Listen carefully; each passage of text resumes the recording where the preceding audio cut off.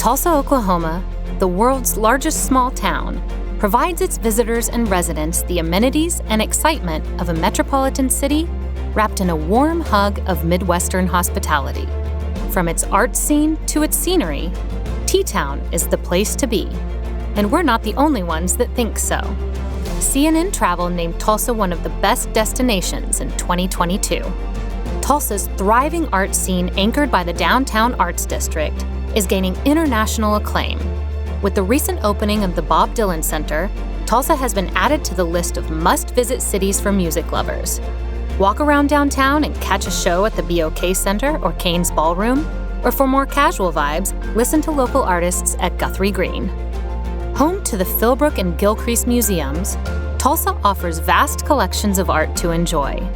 Throughout town, you'll have plenty of Instagram-worthy photo opportunities with the city's many murals, including the world's largest augmented reality mural in the heart of downtown Tulsa.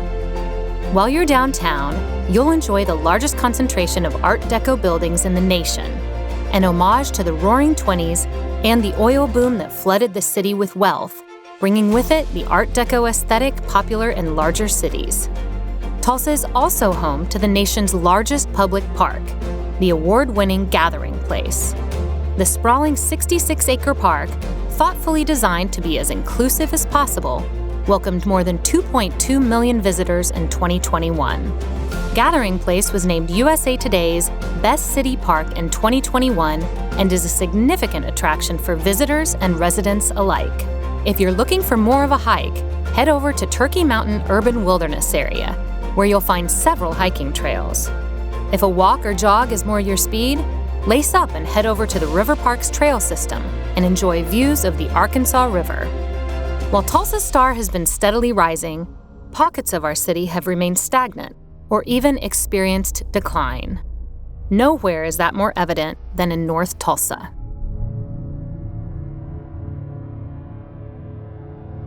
Tulsa is, in many ways, a tale of two cities.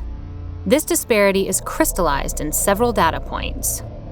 In 2019, the median income in North Tulsa was $28,900, while the median income in South Tulsa was $59,900. The poverty rate in North Tulsa was around 33%, with South Tulsa's poverty rate at 13%. And the population of North Tulsa was almost 36% Black, while only 9% of South Tulsans were Black. The most alarming disparity lies in the life expectancy of someone living in North Tulsa versus South Tulsa. For example, a 2015 study found that the life expectancy of someone in the North Tulsa zip code of 74126 was 13.8 years less than that of someone living in South Tulsa's 74137 zip code. Several factors have led to this reality, but none more damaging or impactful than the 1921 Tulsa Race Massacre.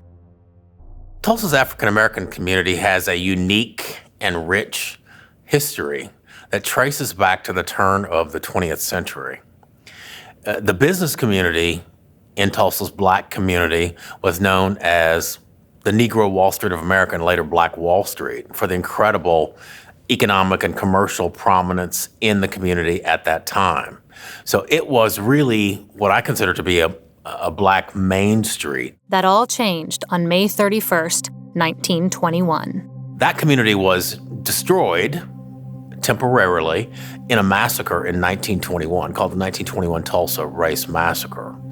That really was caused by a number of factors, both local and national. So we had in Tulsa, a white community who could literally stand on the Frisco tracks and look north into the Black community and see Black folks who owned their own homes, who drove cars, who owned their own businesses.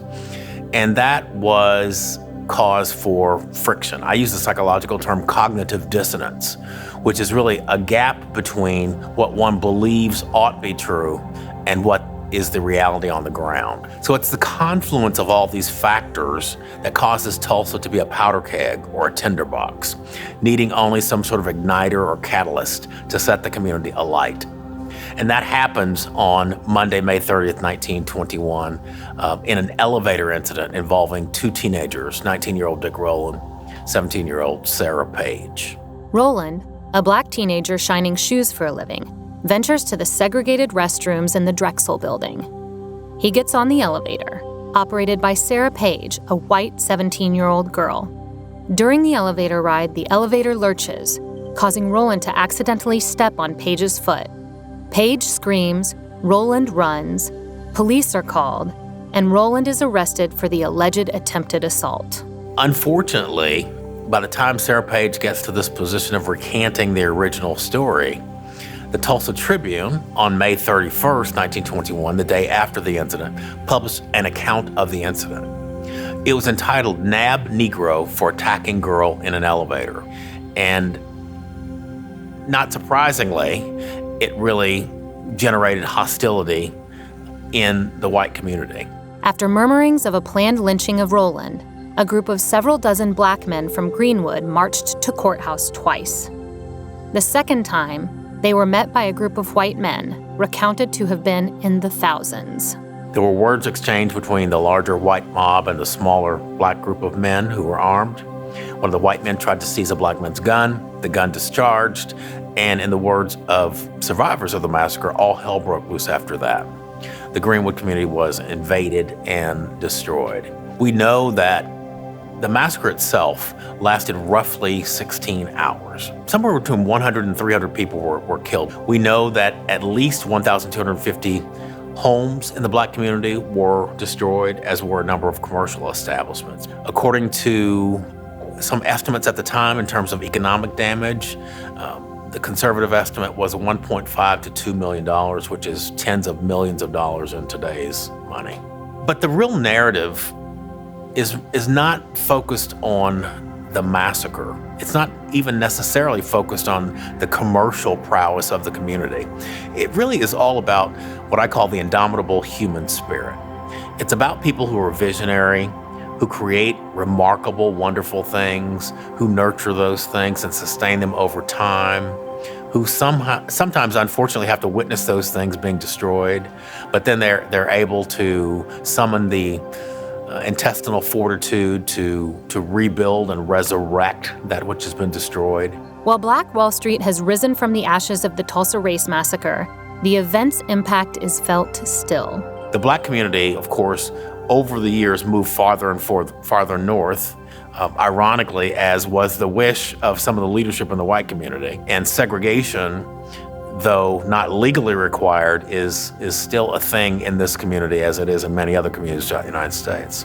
I think for North Tulsa, the hope is equity. The hope is that we can create a geographic space that is parallel with other sectors of the community.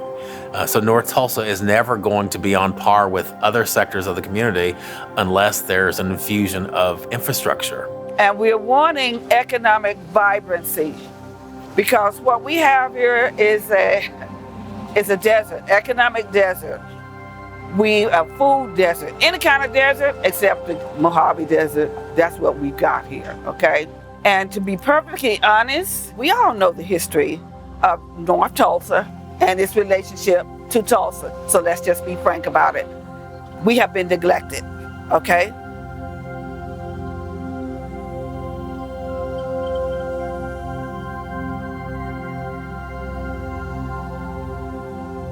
There's nothing there now.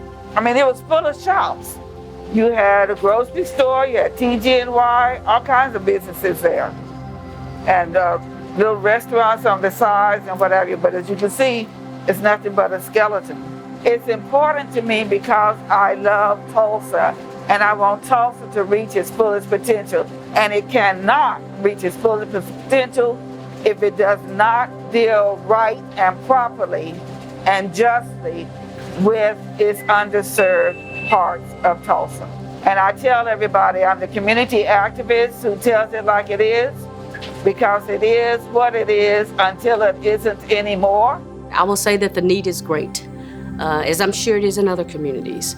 But Tulsa is unique to the landscape of this country, given the fact of what has happened here historically in our country. Tulsa has been and still remains to be on the national and, in fact, the worldwide stage as a result of the Tulsa Race Massacre that took place here.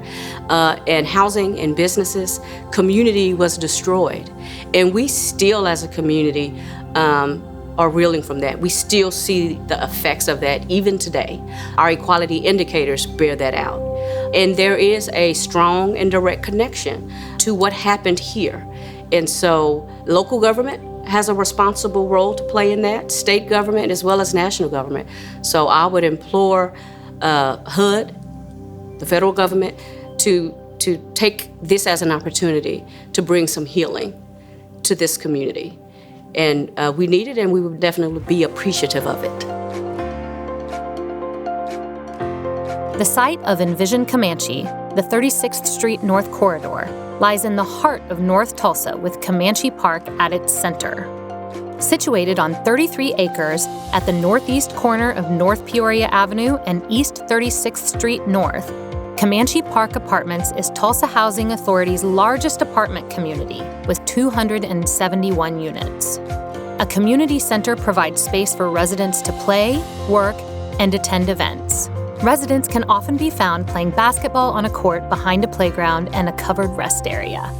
Area schools include Tulsa Public Schools, Hawthorne Elementary, Walt Whitman Elementary, and McLean High School. Tulsa Tech's Peoria campus houses the college's first responder career training options, including criminal justice and paramedic training. It's home to several administrative career training options, including welding, cosmetology, and barbering, alongside a working daycare for early care and education students. Tulsa Educare's Hawthorne campus provides comprehensive early childhood education, conveniently located adjacent to Hawthorne Elementary. The facility serves 160 children and their families, with 75% of their classrooms for infants and toddlers. Community kiddos enjoy Tulsa EduRec, a youth and family fun center designed to serve the educational and social needs of neighborhood youths aged 5 to 21, offering opportunities for creativity and growth. Healthcare facilities in the area include the OU Health Wayman Tisdale Clinic, providing pediatric and adult medical care and offering both primary and specialty care services, Westview Medical Center, providing pediatrics, family medicine, mental health services, rehabilitation, and a pharmacy, and Crossover Health Services, providing primary care, pediatrics, and women's health care. The Tulsa Dream Center offers services to meet the immediate and long-term needs of the North Tulsa community, including the provision of food, medical care, education, clothing, and sports and character development activities.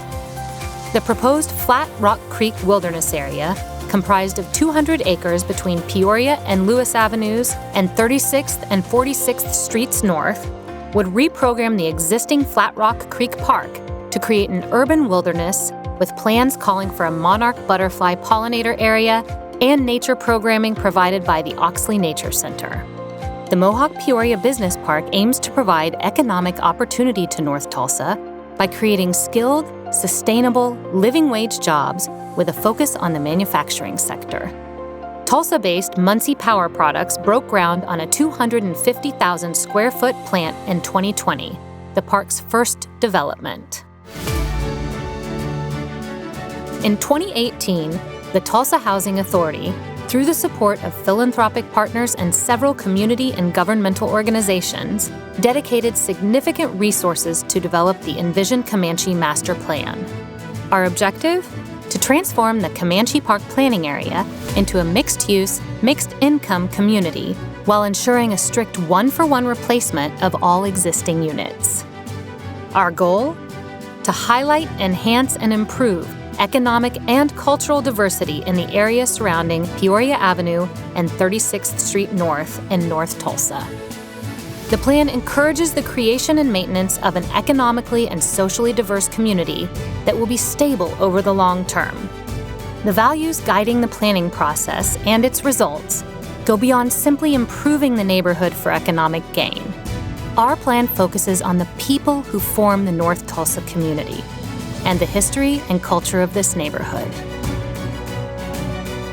I was excited when I first found out about Envision Comanche. I was really excited about the process of how everything was getting started and how they really involved the tenants and everything and the block parties and the input. I was just really excited that they were just wanting to know what we wanted as residents. I've never lived anywhere brand spanking new, so I'm really excited. My name is Sidney McCaleb. Nickname is Coach Sidney. I've been out in Comanche since 2012.